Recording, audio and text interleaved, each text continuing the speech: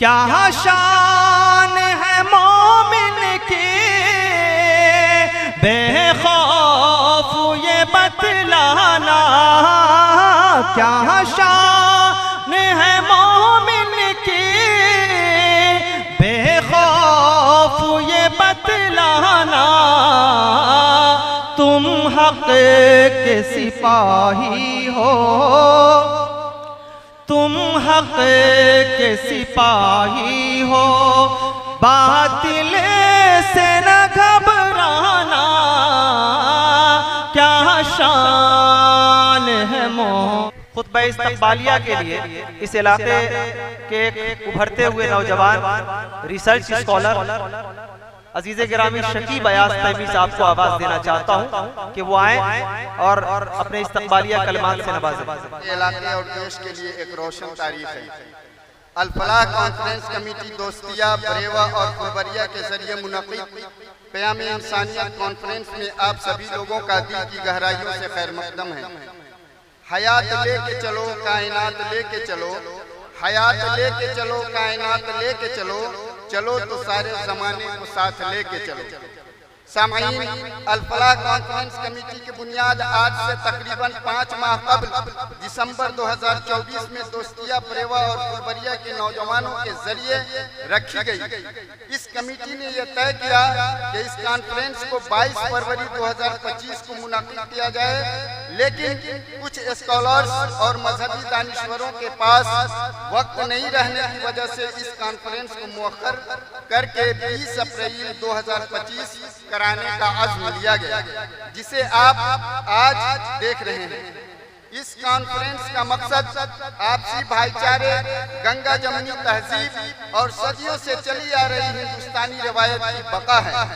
हिंदुस्तान की कदीम तारीख रही है कि यहाँ के अफराद ने हमेशा इंसानियत और मानवता का सबूत पेश किया है।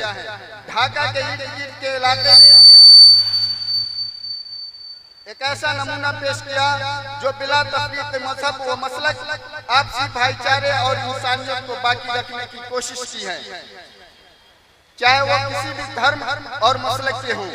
शायद इसी वजह से गांधी जी ने भी इसी सरजमीन को सत्याग्रह आंदोलन के लिए मुंतखब किया था।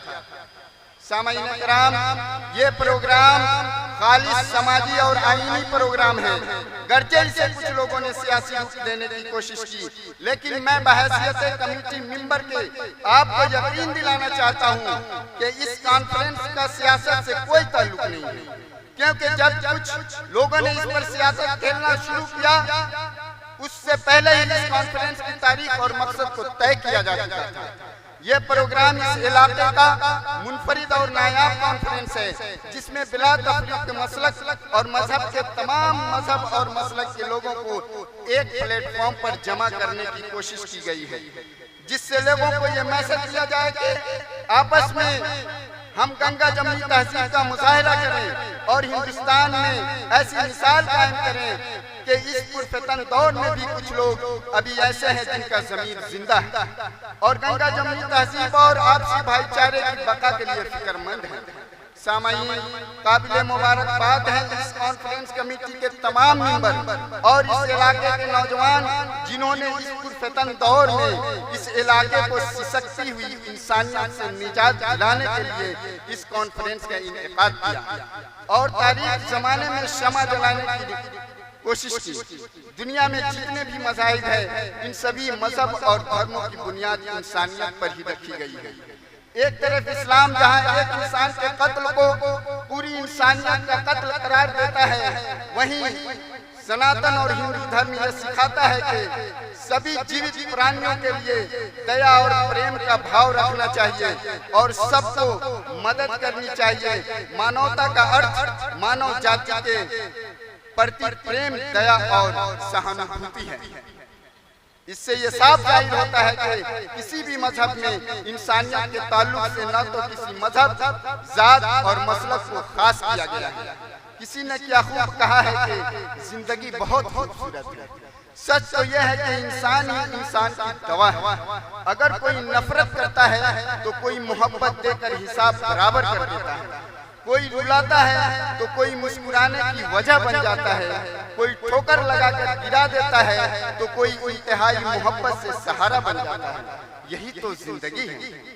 रखते हैं जो औरों के लिए प्यार का जज्बा, रखते हैं तो औरों के लिए प्यार का जज्बा, वो लोग कभी टूट कर बिखरा नहीं करते। अब तो मजहब कोई ऐसा भी चलाया जाए, अब तो मजहब कोई ऐसा भी चलाया जाए जिसमें इंसान को इंसान बनाया जाए। सामाईन, एक बार फिर मैं आप सभी का दिल की गहराइयों से शुक्रिया अदा करता हूं और खैर मकदम करता हूं और पूरी कॉन्फ्रेंस कमेटी की तरफ से आपका खैर मकदम और इस्तकबाल करता हूं और आपसे यह अपील करता हूं कि जब आप यहां से जाएं तो एक ऐसा मैसेज लेकर के जाएं जिससे एक ऐसे मुआशरे की तश्कील हो जो मुकम्मल तौर पर इंसानियत और मानवता पर मबनी हो। वस्सलामु अलैकुम। बहुत